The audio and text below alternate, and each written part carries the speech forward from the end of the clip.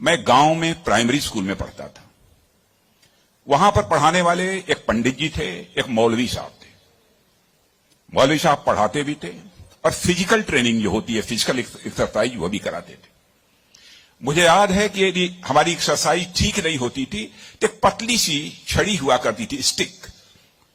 वह मौलवी साहब कभी कभी हम लोगों के पैरों पर धीरे से मारते थे, प्यार से मारते थे, डराने की कोशिश की, ताकि मैं ठीक तरीके से जो कुछ भी वो पीटी एक्सरसाइज सिखा रहे हैं उसको हम सीख सकें।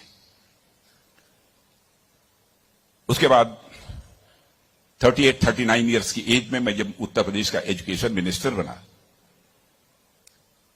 तो मैं अपने घर वापस जा रहा था। लंबा गाड़ियों का काफिला था। आप जानते ही हैं, कोई मिनिस्टर बन जाता है तो 1, 2, 4 गाड़ियां नहीं रहती हैं, सैकड़ों गाड़ियां पीछे लग जाती हैं। जब मैं घर जा रहा था तो हमारे घर जाने वाली जो रोड है उसके बगल में ही, लगभग हमारे घर से, हमारे गांव से लगभग 15-16 किलोमीटर दूर मौलवी साहब का घर था।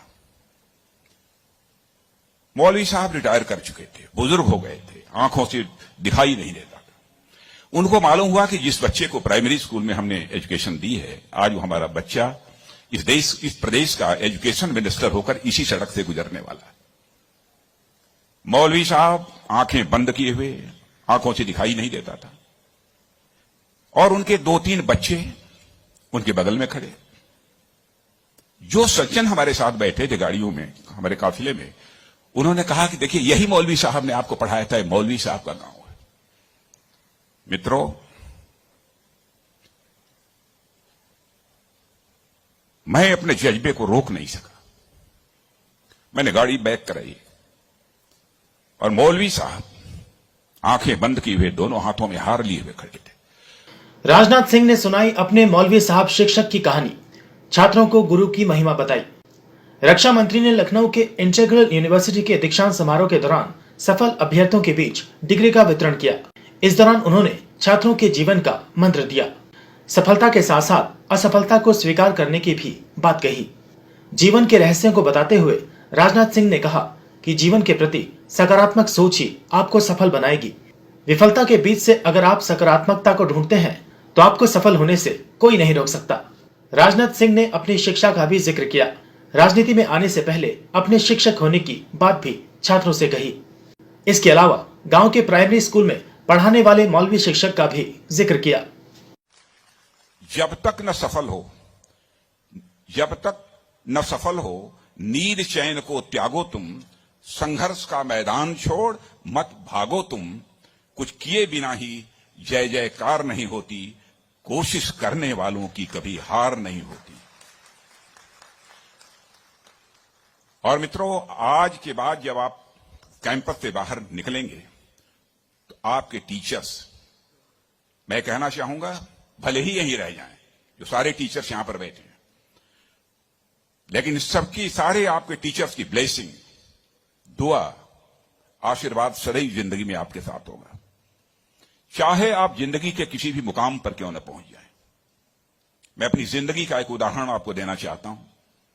मैं गांव में प्राइमरी स्कूल में पढ़ता था। वहां पर पढ़ाने वाले एक पंडित जी थे, एक मौलवी साहब थे। मौलवी साहब पढ़ाते भी थे और फिजिकल ट्रेनिंग जो होती है, फिजिकल एक्सरसाइज, वो भी कराते थे। मुझे याद है कि यदि हमारी एक्सरसाइज ठीक नहीं होती थी तो एक पतली सी छड़ी हुआ करती थी, स्टिक। वह मौलवी साहब कभी कभी हम लोगों के पैरों पर धीरे से मारते थे, प्यार से मारते थे, डराने की कोशिश की, ताकि मैं ठीक तरीके से जो कुछ भी वो पीटी एक्सरसाइज सिखा रहे हैं उसको हम सीख सकें। उसके बाद 38-39 इयर्स की एज में मैं जब उत्तर प्रदेश का एजुकेशन मिनिस्टर बना तो मैं अपने घर वापस जा रहा था। लंबा गाड़ियों का काफिला था। आप जानते ही हैं, कोई मिनिस्टर बन जाता है तो 1, 2, 4 गाड़ियां नहीं रहती हैं, सैकड़ों गाड़ियां पीछे लग जाती हैं। जब मैं घर जा रहा था तो हमारे घर जाने वाली जो रोड है उसके बगल में ही, लगभग हमारे घर से, हमारे गांव से लगभग 15-16 किलोमीटर दूर मौलवी साहब का घर था। मौलवी साहब रिटायर कर चुके थे, बुजुर्ग हो गए थे, आंखों से दिखाई नहीं देता था। उनको मालूम हुआ कि जिस बच्चे को प्राइमरी स्कूल में हमने एजुकेशन दी है, आज वो हमारा बच्चा इस प्रदेश का एजुकेशन मिनिस्टर होकर इसी सड़क से गुजरने वाला है।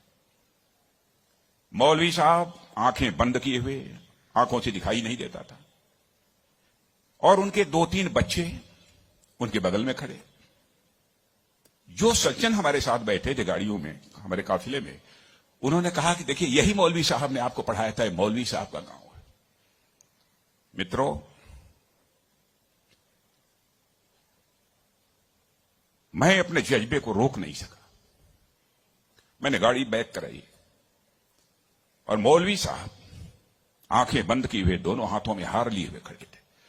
मौलवी साहब के पास गया और मौलवी साहब का मैंने चरण स्पर्श किया, उनका पैर छुआ, और मौलवी साहब की आंखों से तब तक आंसू चलते रहे जब तक कि मेरी गाड़ी वहां से नहीं गुजर गई। कल्पना करिए, वर्षों गुजर चुके थे, प्राइमरी स्कूल छोड़े हुए, उसके बाद मौलवी साहब से कभी भेंट नहीं हुई थी, लेकिन वह क्षण मैं अपनी जिंदगी में कभी नहीं भूल सकता। मैं चीफ मिनिस्टर भी थे तो आए थे एक बार मिलने के लिए। लगभग 3-4 हजार की भीड़ हमारे चीफ मिनिस्टर रेजिडेंस पर थी।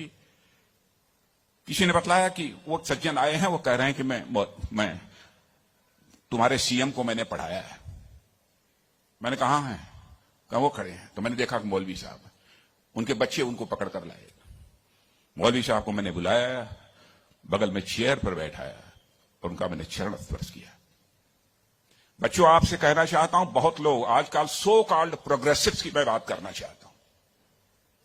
वह कहते हैं कि हमारी इस टीचर का वैल्यूज के प्रति जो कमिटमेंट होना चाहिए वह क्या है। डोंट वरी, यह आपका काम नहीं है कि आपका टीचर किस हद तक वैल्यूज के प्रति कमिटेड है, नहीं कमिटेड है, क्या करता है, क्या नहीं करता है। एक काम उसने जिंदगी में किया है कि आपको उसने तालीम दी है, इसे मत भूलिए।